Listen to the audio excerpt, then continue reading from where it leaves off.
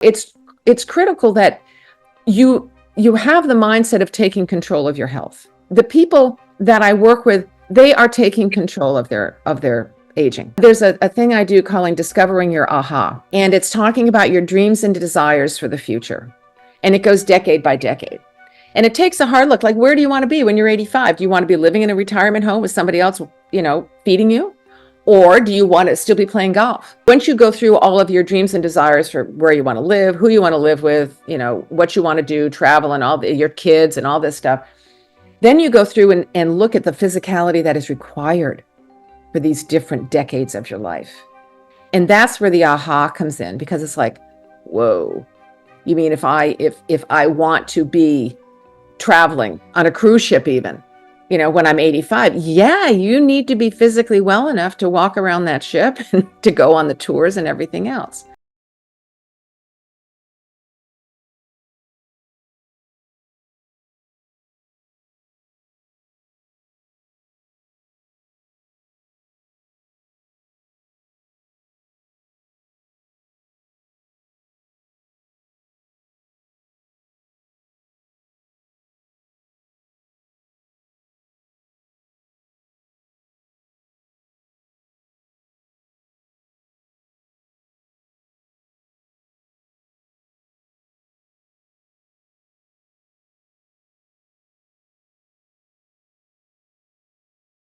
Welcome to Unleash Your Inner Goldilocks, How to Get It Just Right.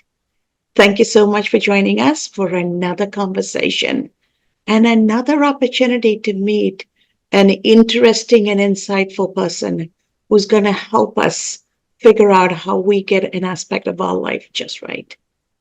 What is Goldilocks teaching us?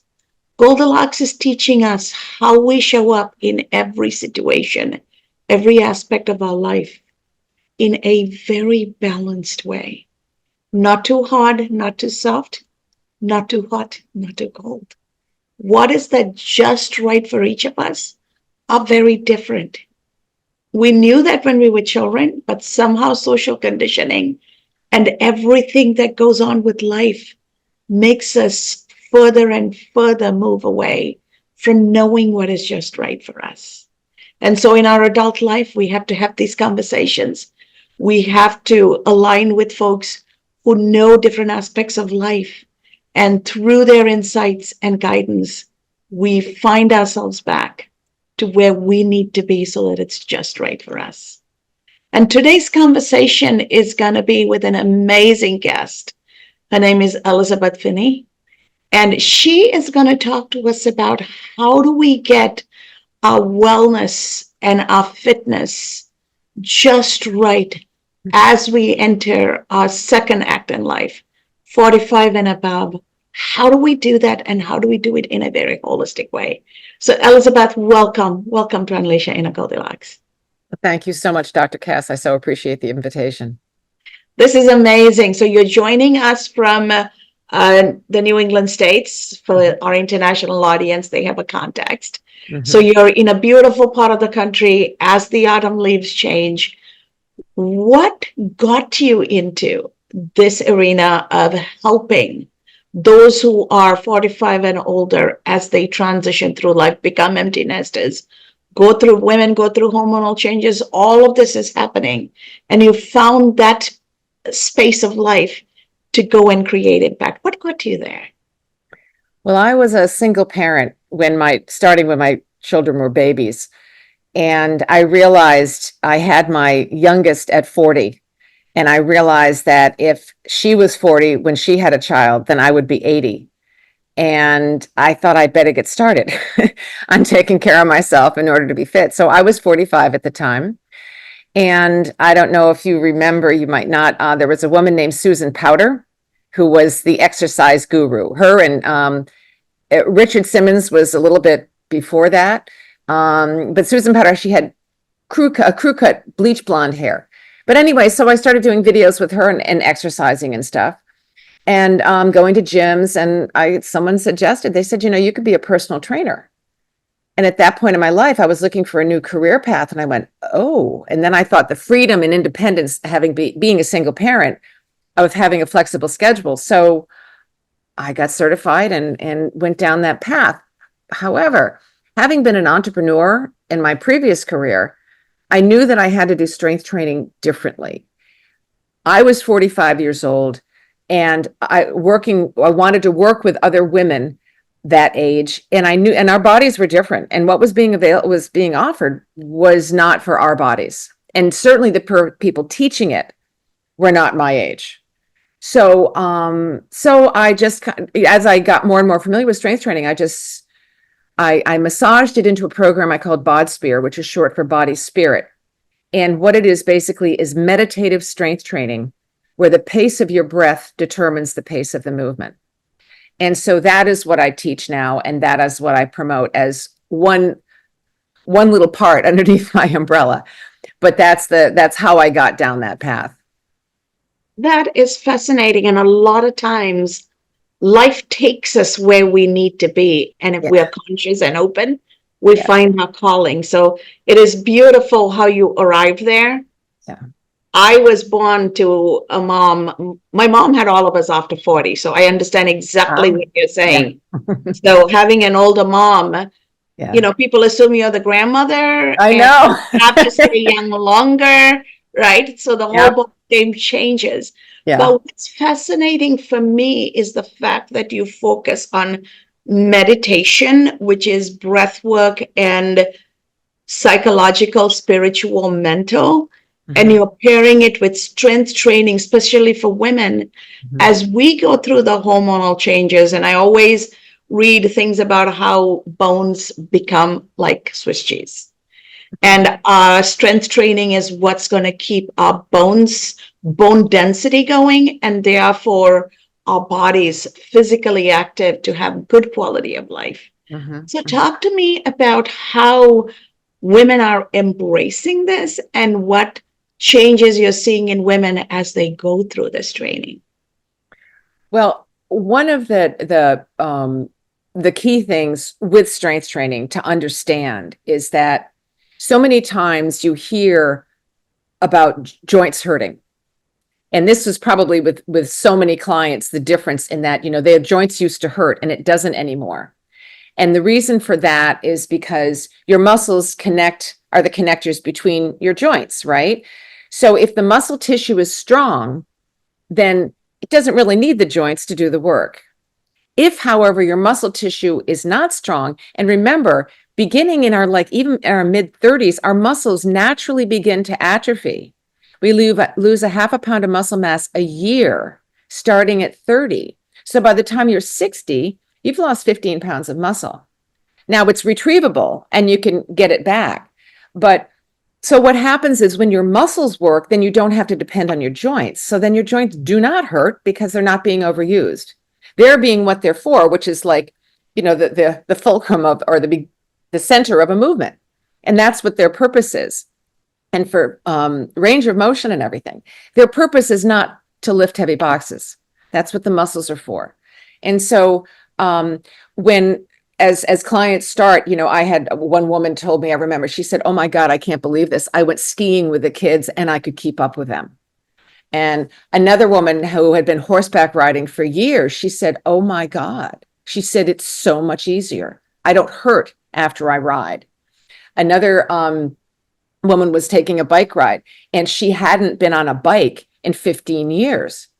And she just got on a bike, rode for 20 miles with her daughter, and was fine. So I'm not into bodybuilding. That is a whole different, that's a sport. I am into creating a functioning body so we can thrive to 95, which coincidentally is the name of my book, so that we can thrive to 95 and have control of our bodies for as long as we choose, because our bodies will be there for us. The bodies will always respond to us no matter what we ask it to do. That's why the joints take over. If there's not enough muscle mass and your brain is telling your body to do something, those joints are going to kick in and do as much as they can to accommodate what you're demanding.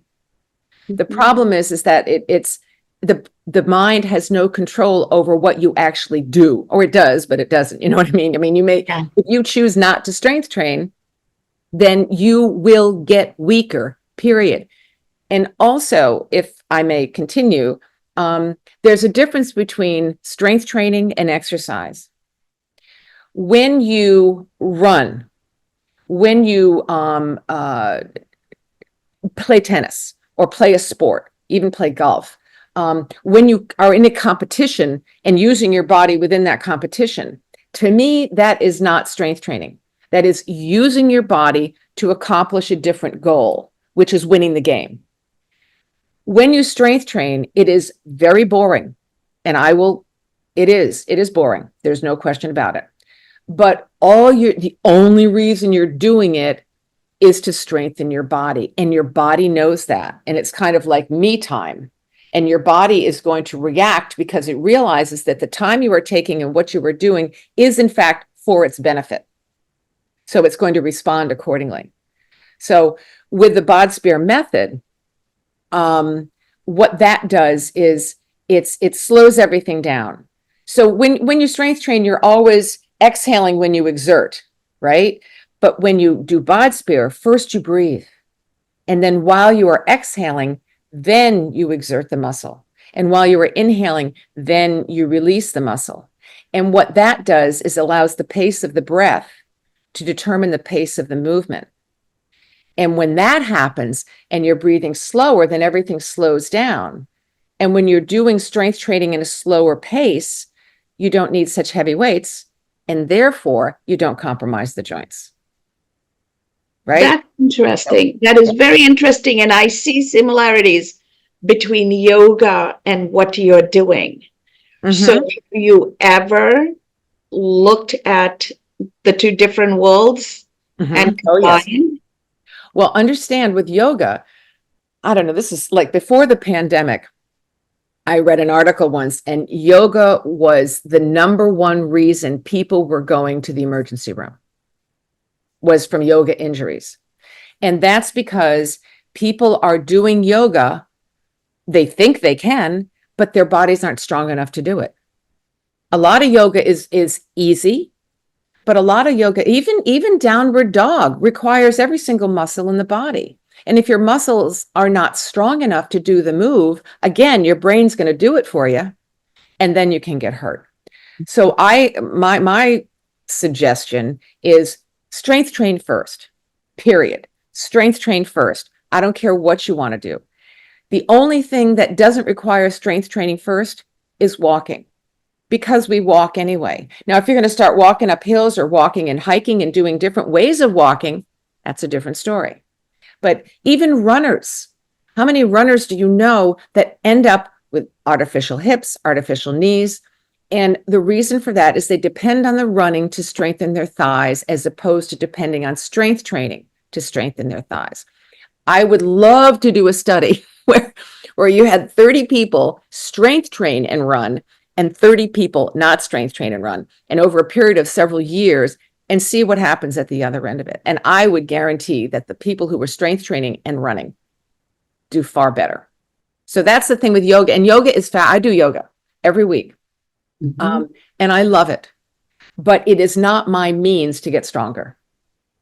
It's just another modality that I move my body into different ways. And the body loves variety. Don't get me wrong. Like, if I had the time, I'd do yoga one day, I'd do Pilates another day, I'd do Tai Chi, Qigong another day. As long as I had my strength training as my core, my base, then you can pretty much do anything. And that includes gardening, house cleaning, other physical demands on your body. You've got to strength train first in order for your body to better accommodate the demands that you're making for whatever task it is.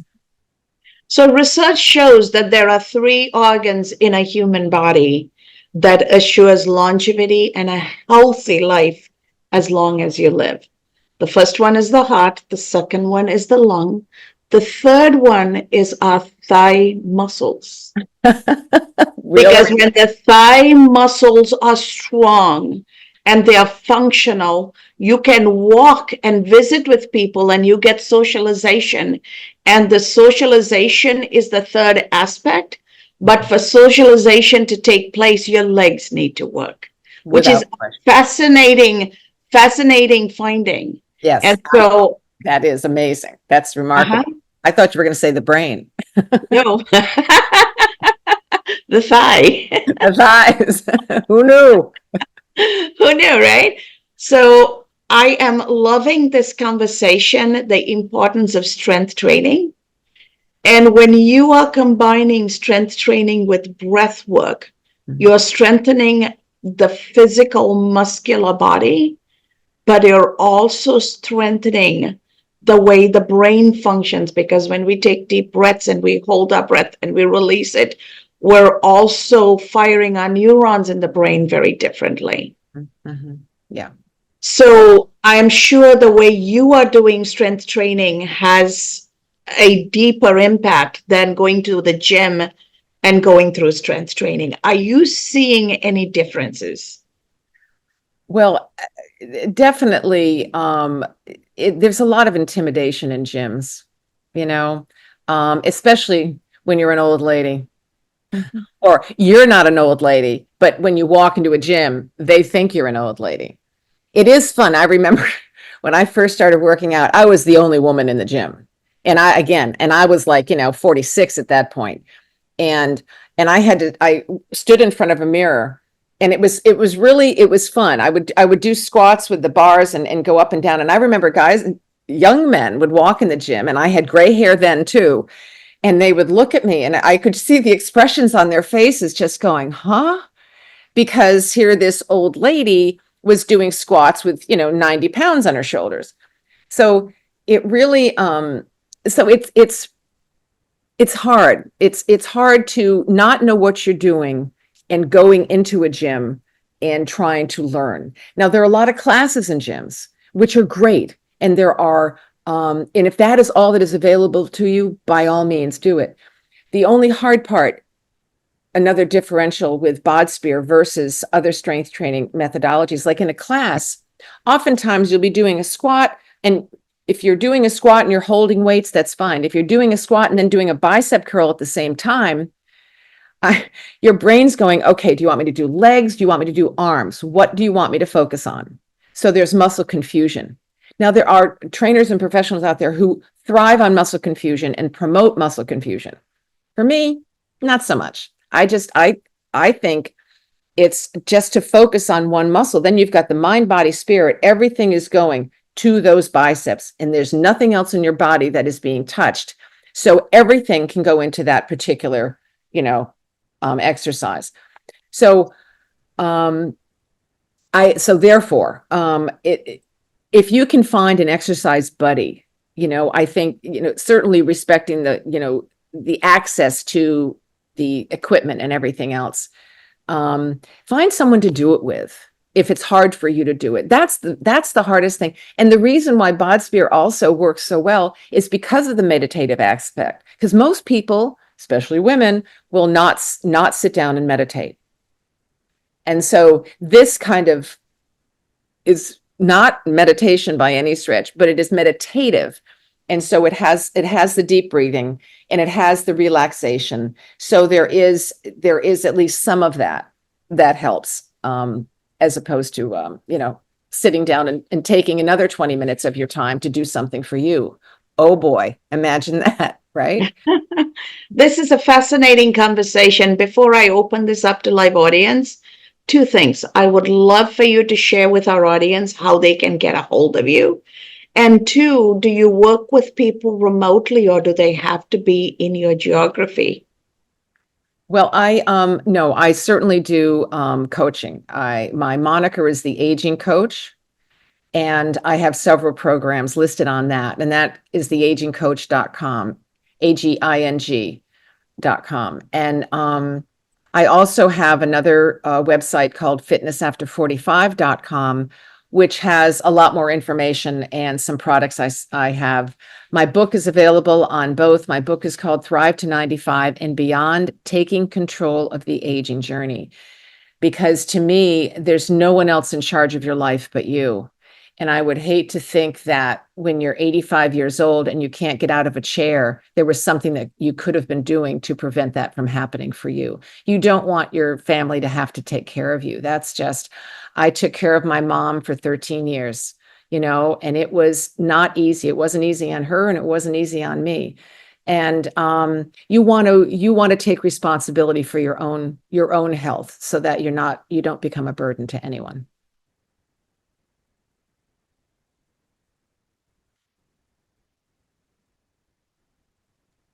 Thank you so much. That was very, very insightful. And I am going to open this up to our live audience.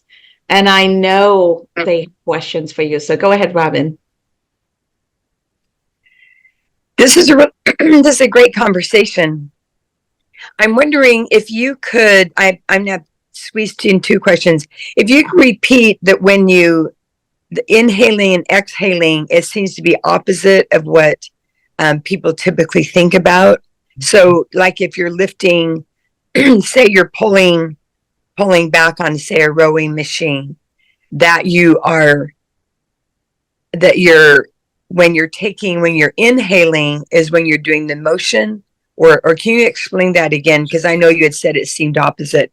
And then the other question is, what have been some of the challenges that you faced in getting women, or anyone, I suppose, but getting women to buy into this notion of what you're talking about of doing strength training?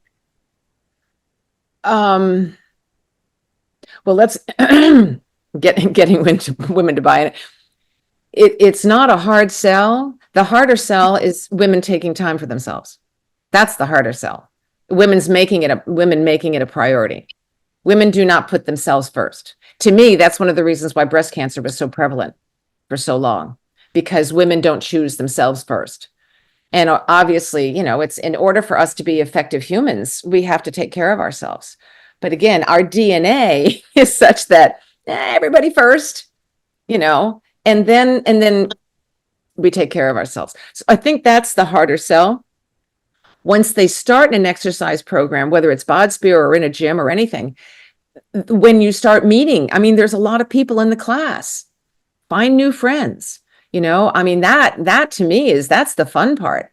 Because I lived where I live in the southeasternmost corner of Rhode Island. The nearest gym, which I did drive to, was 40 minutes away. So Wow. That was hard. But because I didn't want to do videos on the TV anymore, I chose to make that but by then I was into it. So I would say that do a class. That's the camaraderie. And if you can afford it, get a personal trainer, get a female over your age personal trainer. That would be my recommendation. If you don't want to be 62 years old and have a personal trainer who's 30, because she doesn't know a clue what your body is like. God forbid, I had a 22-year-old man as a personal trainer. And believe me, at the age of 46 or whatever, he didn't know anything. But so that would be my suggestion is to really, if you don't want to do it with a buddy or join a class. As far as the breathing is concerned, yes, good for you to notice. Often it's opposite of Pilates and yoga. However, it is not opposite to strength training in general. So when you strength train, it's exhale exertion, right? That's the key, exhale exertion. So with strength training or with BODSPEAR, okay, you are exerting the muscle during your exhale and you are releasing the muscle during your inhale. So, and the reason for that is the stress is happening when you're making the contraction in the muscle. That's the stressful part. So you want to empty your lungs on that. And you don't have to even be forceful, just breathe. And so you're emptying your lungs on that and exhaling, and then inhaling to fill the lungs again so you have enough for the next movement. Okay. Does that explain it? Yeah, that explains it. Awesome. Okay. All right, good. I know Nandini's got to have some questions, being in the medical field herself. Pressure's on. I'm not sure if I have a big question. I guess my question is, how do you motivate people to stay in a program? Number one. I guess that would be my question, because I think that's the hardest thing for me as a physician. When I tell people to do things, they do it for a while and then they feel better, and then my longest client who has been taking BODSPEAR classes has been with me for 20 years. He was 61 when he started, and now he's 81, and that's the man. The other people in the classes, 12 years, 10 years, 8 years, 13 years, for some reason. And I think it's because what I did was I took 240 exercises and divided it into 20 classes. So each class has 12 exercises. And then there are 4 leg exercises, and then we do the stretching. This is another thing that happens. When you do a class, you'll do all the exercise and you'll do all the muscle contracting, and then you stretch at the end. But in the meantime, you were doing those squats 20 minutes ago. Your legs need to be stretched, sooner.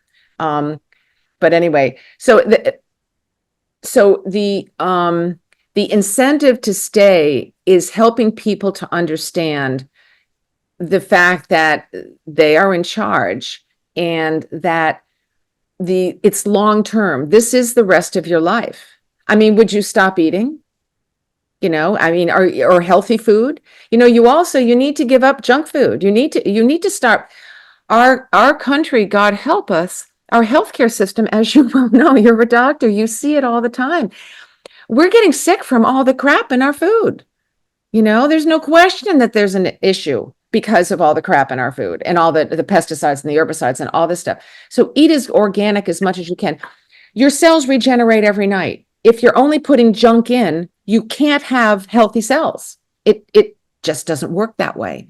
So it's critical that you have the mindset of taking control of your health. And that, the people that I work with, very few are on medication because they're eating the right food, they're exercising. Some of them are meditating, not all of them. But they're focusing on their health. They are taking control of their aging, basically. And that's a Yeah. what we're and look, there's a thing I do calling discovering your aha. And it's talking about your dreams and desires for the future. And it goes decade by decade. And it takes a hard look, like, where do you want to be when you're 85? Do you want to be living in a retirement home with somebody else, feeding you? Or do you want to still be playing golf?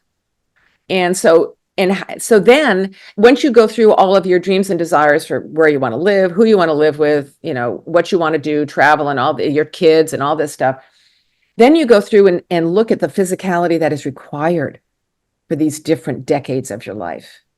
And that's where the aha comes in, because it's like, whoa, you mean if I want to be traveling on a cruise ship even, when I'm 85, you need to be physically well enough to walk around that ship and to go on the tours and everything else. So absolutely. Absolutely. And this is a fascinating conversation. And it's funny how time flies. So I am going to be graciously bringing this to a close. And Elizabeth, this has been a fantastic conversation, a very relevant conversation, because wellness is front and center for the very essence of our existence. And hopefully we can do things in the future where we go beyond conversation and do a session for people to kind of join along, practice along. We'll figure out a way to be creative and get people started. And thank you so much for sharing your insight. And to our audience out there, our live audience, thank you so much for engaging, asking the questions. And for our larger audience, prioritize yourself. Remember, your muscles are the third most important organ for your quality of life. Yes, your heart, yes, your lungs, then your muscles. Invest in them, because that's the only way you're going to invest in yourself. And go out there and live a beautiful life, but do it with intention and invest in your physical health, in your physical strength, with that intentionality of having a quality of life.